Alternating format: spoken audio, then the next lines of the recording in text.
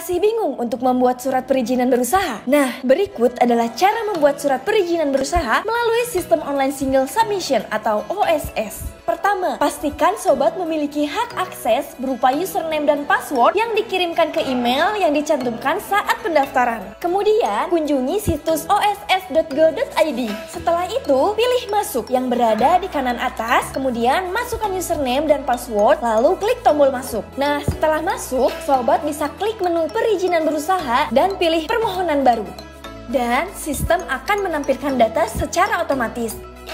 Selanjutnya, lengkapi data pelaku usaha seperti nomor pokok wajib pajak atau NPWP pribadi, BPJS Ketenagakerjaan jika sudah memiliki, BPJS Kesehatan jika sudah memiliki. Nah, jika sobat belum memiliki BPJS Kesehatan atau BPJS Ketenagakerjaan, proses perizinan akan tetap bisa dilanjutkan. Lalu, klik tombol simpan data, kemudian klik tombol tambah bidang usaha yang berada di kiri bawah. Langkah selanjutnya, sobat perlu melengkapi data bidang usaha. Caranya, klik pilih bidang usaha dan sistem akan menampilkan form pemilihan bidang usaha. Kemudian, lengkapi data berupa jenis kegiatan usaha, bidang usaha. Nah, untuk uraian bidang usaha akan otomatis terisi oleh sistem setelah memilih KBLI atau bidang usaha. Dan terakhir, mengisi ruang lingkup kegiatan.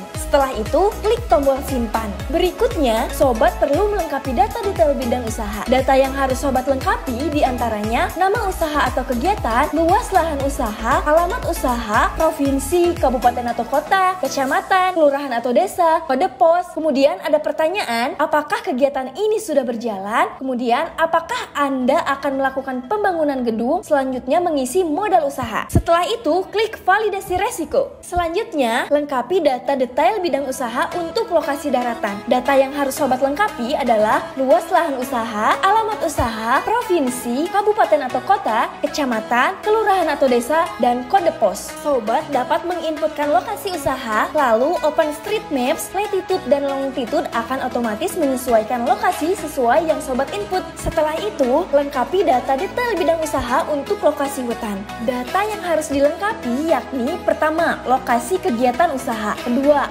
apakah sudah memiliki IPPKH atau persetujuan pelepasan kawasan hutan atau pemanfaatan hutan atau konservasi kawasan sebelumnya. Ketiga, jenis perizinan lokasi hutan yang dibutuhkan. Keempat, konservasi kawasan. Dan yang terakhir, apakah sobat memiliki surat rekomendasi dari gubernur. Kemudian, lengkapi data detail bidang usaha untuk lokasi laut. Data yang harus sobat lengkapi diantaranya 1. Lokasi kegiatan usaha. Kedua, apakah atas lokasi dan kegiatan yang diajukan telah memiliki kesesuaian kegiatan pemanfaatan ruang. Ketiga, luas atau panjang perairan yang diperlukan. Keempat, kedalaman lokasi. Kelima, rencana luas bangunan. 6, apakah perusahaan melakukan reklamasi. Ketujuh, nama perairan. Kedelapan, provinsi. Kesembilan, koordinat. Untuk koordinat, unggah file koordinat poligon dalam bentuk Excel. Terakhir, apakah lokasi lintas provinsi. Lalu, lengkapi data detail bidang usaha lanjutan. Sistem akan otomatis menampilkan skala usaha dan tingkat resiko pada usaha sobat berdasarkan pengisian data. Data yang harus sobat lengkapi yaitu pertama, apakah sudah memiliki perizinan berusaha yang masih berlaku dan diterbitkan sebelum implementasi OSS berbasis resiko. Kedua, jangka waktu perkiraan beroperasi atau produksi. Ketiga, deskripsi kegiatan usaha. Keempat, jumlah tenaga kerja di Indonesia. Jika sudah terisi semua, kemudian klik tombol tambah produk jasa. Setelah itu, sobat perlu mengisi data produk atau jasa. Data yang harus sobat lengkapi adalah jenis produk atau jasa, kapasitas per tahun, dan satuan kapasitas. Kemudian klik tombol simpan. Selanjutnya, lengkapi data produk atau jasa khusus UMK resiko rendah untuk perizinan tunggal dan KBLI tertentu. Data yang harus dilengkapi yaitu jenis produk atau jasa, kapasitas per tahun, satuan kapasitas, dan apakah Anda sudah memiliki sertifikat SNI? Jika ya, isi nomor sertifikat SNI dan masa berlaku SNI. Kemudian, apakah Anda sudah memiliki sertifikat halal? Jika ya, isi nomor sertifikat halal, tanggal terbit, dan tanggal berakhir. Setelah itu, klik tombol simpan. Kemudian, sobat perlu memeriksa daftar produk atau jasa. Sistem akan menampilkan kapasitas, satuan, dan jenis produksi. Jika sudah, kemudian klik tombol selesai.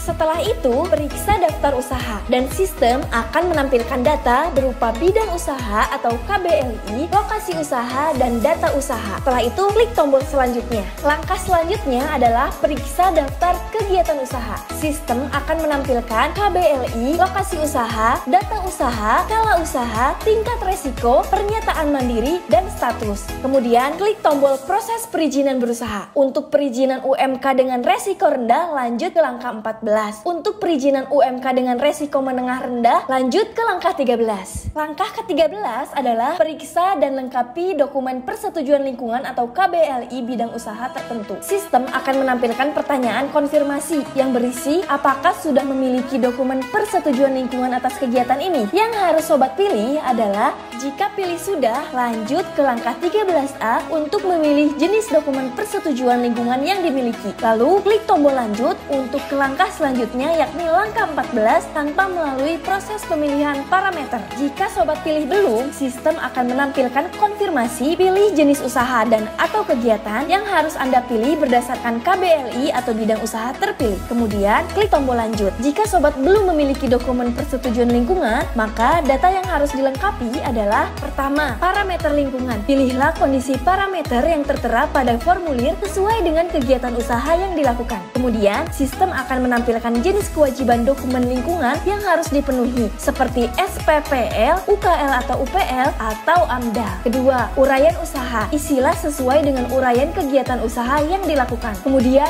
klik tombol lanjut. Selanjutnya, masuk ke langkah 14. Sistem akan menampilkan berbagai macam pernyataan mandiri sesuai dengan data dan informasi yang tersimpan sebelumnya, seperti pernyataan mandiri K3L, kesediaan memenuhi standar usaha, SPPL, dan lain-lain. Baca, pahami, dan klik checkbox masing-masing pernyataan mandiri. Kemudian, klik lanjut. Nah, khusus untuk perizinan tunggal dan pada KBLI tertentu yang membutuhkan standar nasional Indonesia atau SNI dan sertifikasi halal, sistem akan menampilkan pernyataan mandiri terkait hal tersebut. Khusus untuk perizinan yang membutuhkan komitmen terkait lingkungan hidup, sistem akan menampilkan pernyataan mandiri terkait lingkungan hidup seperti SPPL atau PKPLH. Kemudian, periksa draft perizinan berusaha. Sistem akan menampilkan draft NIB, lalu klik kontak centang atau checkbox. Selanjutnya, klik tombol terbitkan perizinan berusaha. Nah, kemudian perizinan berusaha untuk resiko rendah telah terbit yang meliputi pertama, NIB. Klik tombol cetak NIB. 2. Pernyataan mandiri, klik tulisan cetak. Selanjutnya, sobat dapat melihat, mengunduh, dan mencetak produk perizinan berusaha tersebut. Selanjutnya, perizinan berusaha untuk resiko menengah rendah telah terbit yang meliputi pertama, NIB. Klik tombol cetak NIB. Kedua, sertifikat standar. Klik tombol cetak sertifikat standar. Ketiga, PKPLH atau SKKL. Klik cetak persetujuan PKPLH atau SKKL